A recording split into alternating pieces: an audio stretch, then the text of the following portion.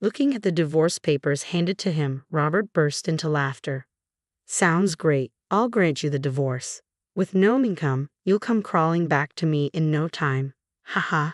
Who's the one without a source of income now, huh? My knave husband believes I'm leaving him without a plan. Little does he know about the trap I've laid out. I'm Emma. I've lived with my husband Robert amidst his mother and 2 older sisters. Robert has always had that youngest sibling charm, accustomed to being pampered. As the eldest child myself, I'm used to taking charge. At work, I'm respected as a leader, while Robert, my same age, increasingly leans on me. Emma, my computer froze. Oh no, did you save your work? I forgot. Seriously, let me help you redo it. Hand me your hard copies. Our dynamic duo with me supporting the ever-errant Robert became well known around the office. Over time, Robert started confiding in me about personal matters, and our time together after work grew. As the nurturing elder sister type, I didn't mind being his pillar of support. One day, Robert asked me out. I thought, why not continue like this? So, I agreed and we started dating. Robert was thrilled to publicly acknowledge our relationship, and the company gave their blessing. Our dating continued until we married. After we exchanged vows, I chose to step back from my career to be a supportive wife. As someone who tends to overwork, I also welcomed the break. I figured dedicating myself to my husband post-marriage wouldn't hurt. Several years passed, and Robert steadily ascended the corporate ladder. One day, a close colleague invited me out for drinks. As we caught up happily, my colleague, visibly relieved, remarked, "It's good to see you haven't changed, Emma." "Huh? Why?" "Well, from what Robert's been saying, you know." Robert's colleagues exchanged glances. "Hey, what has Robert been saying about me?" "We've heard that Emma isn't very good at managing household chores and that Robert supports you in everything." "No, that's not true." "It is. He often says, I'm the breadwinner. Emma wouldn't survive without me." "Yeah, we were surprised too." "Our Emma, really?" It seems Emma helping him at work was just Robert's way of making it seem that way. According to Robert, he's actually more competent at work. He even mentioned that Emma quit her job due to feelings of inadequacy. Their words left me truly shocked. Robert, who had been spoiled by his mother and sisters until we married, couldn't boil water, let alone handle household chores like cleaning, laundry, or daily cooking. I took care of everything at home, yet he's been spreading completely false stories to everyone. Not only that, he's been circulating absurd rumors about why I became a full-time housewife, claiming he's better at work, and that made me feel inadequate, so I quit. It's absurd. Why would he spread such lies? I was so shaken that I left the party early. As soon as I got home, I confronted him. "Robert, are you bad-mouthing me at work?" "Stop it." Robert responded casually. "It just came up in conversation. Wouldn't you be proud if people thought your husband was capable? You haven't said anything you shouldn't have you?" "I haven't said anything. Actually, I was too shocked today to respond properly. I'll set things straight from now on." "Don't get worked up over something trivial. You're being childish." "Haha." "Stop stressing," Robert says, "but it's not pleasant to hear gossip behind your back." Robert doesn't seem to understand, but if I clearly tell him to stop, he might not spread such rumors again. However, I later discovered my hope was naive. According to a colleague, the situation seemed to worsen. Since then, Robert has intensified his efforts to portray me as an incompetent housewife, perhaps to prevent me from exposing his falsehoods. He spread even more damaging rumors about me, insisting I'm a lazy wife who neglects household duties while loudly boasting about supporting me financially. Can you elaborate on this? I called my colleagues to get more details. Well, after that, Robert started bad-mouthing you to our boss as well. Even to the boss. Robert claimed you were so embarrassed that you begged him, "Please keep our private life out of the office." You never said that, did you, Emma? Of course not. I vehemently denied it. He seemed to anticipate that whatever I might tell our colleagues would only sound like an excuse. I told everyone the truth, that I manage all the household chores and Robert can't handle anything at home. Besides, he often seeks my advice when he faces work challenges. When he admitted he didn't know how to prepare a proposal, I even helped him draft documents. Afterward, he left everything to me because it was quicker if I did it all. As I expected, my former colleagues, who knew me well, immediately believed me. Reluctantly, they continued. "I debated whether to share this with you, Emma. According to them, Since his promotion, Robert has been using his position to invite young women from work to dinners. There's one in particular he seems to favor, and she doesn't seem to mind. Lately, they've been seen together late at night quite often. Actually, I've seen it myself, Robert arm in arm with her having an intimate dinner at a restaurant. Indeed, Robert had been returning home late at night frequently lately, citing overtime work. He'd even leave early on weekends, claiming business trips.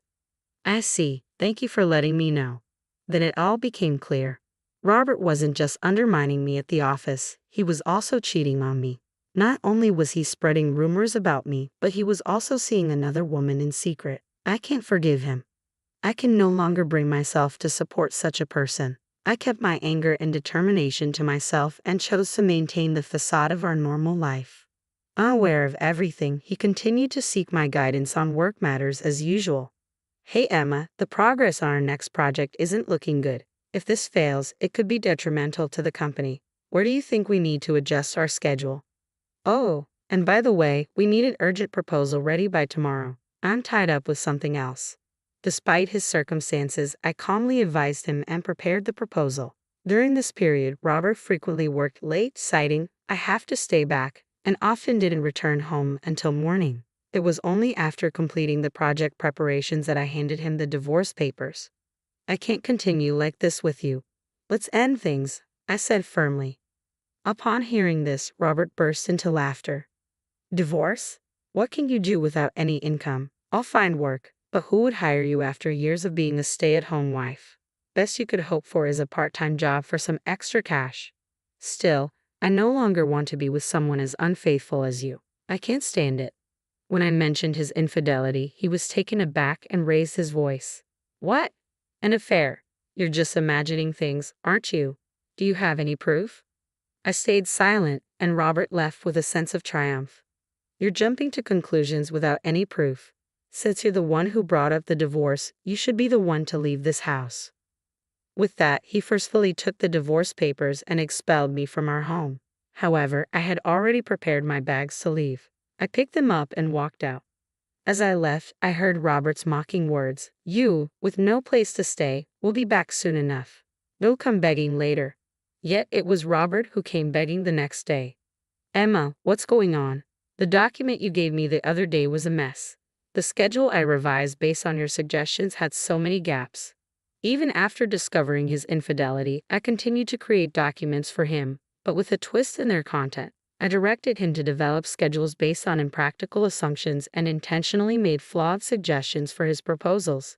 The result was a chaotic mix of poorly planned schedules and flawed proposals, which Robert blindly submitted without review.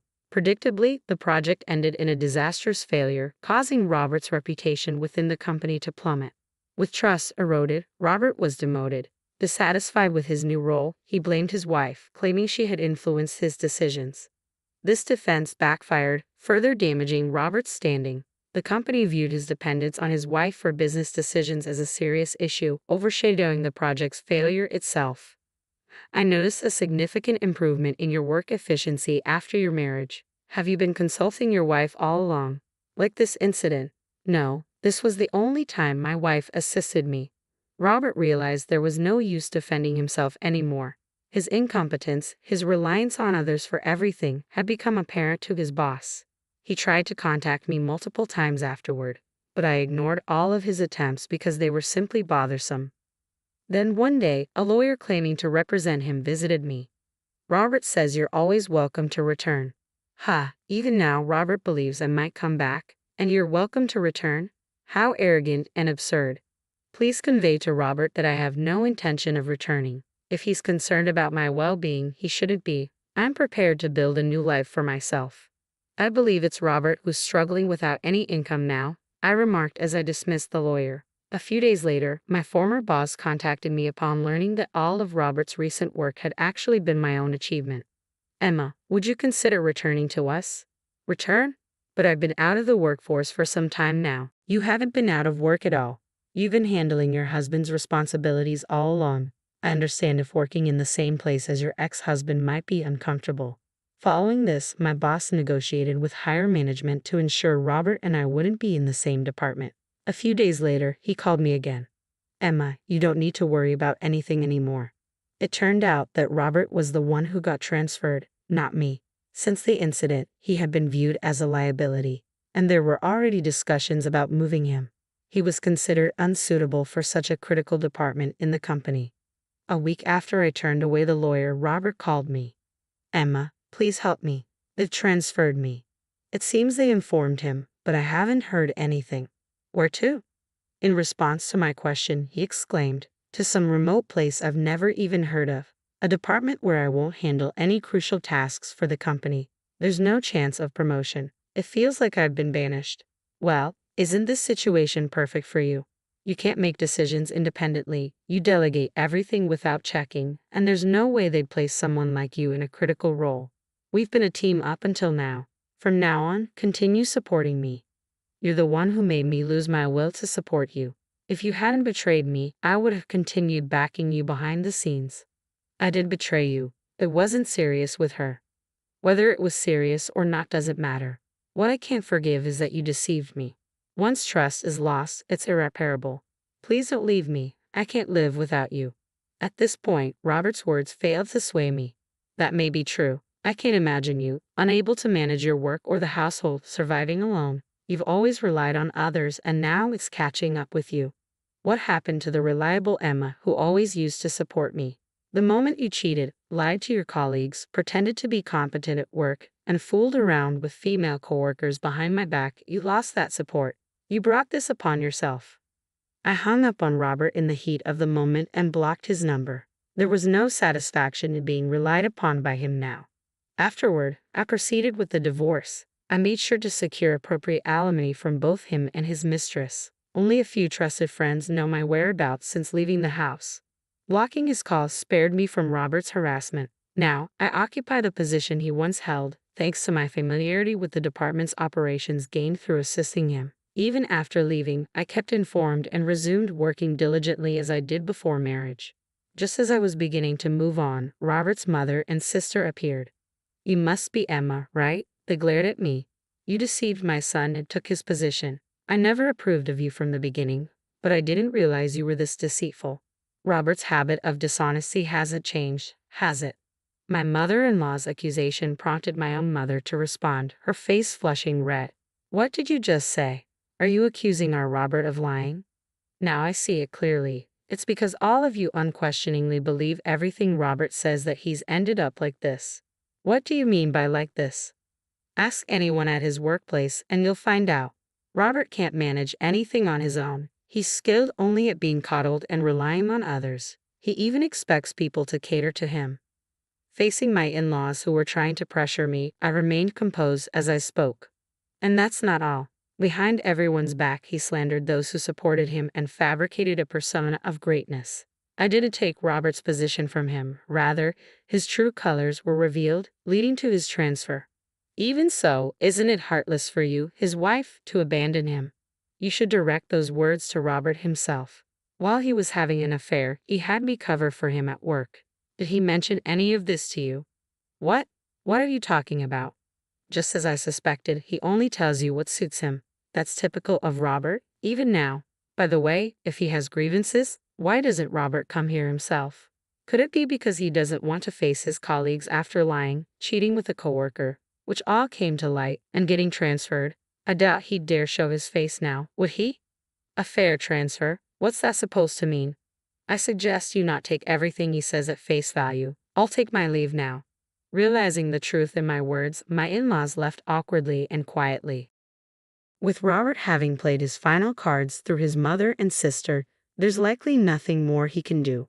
Whether he chooses to reflect on himself while living in a remote place or continues his old ways is no concern of mine. I'll simply focus on living my own life.